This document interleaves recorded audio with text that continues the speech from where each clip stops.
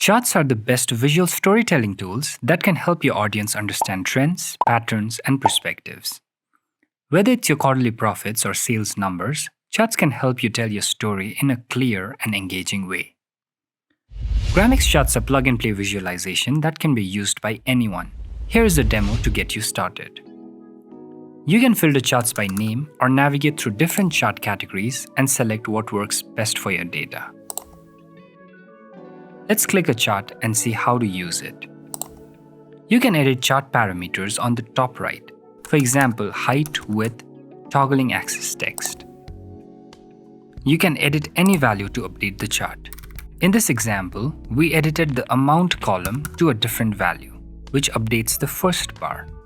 You can update the data columns used for the chart in the Options panel. The Docs section details how to use the exported chart. Let's click the Export section to view the code and export instructions.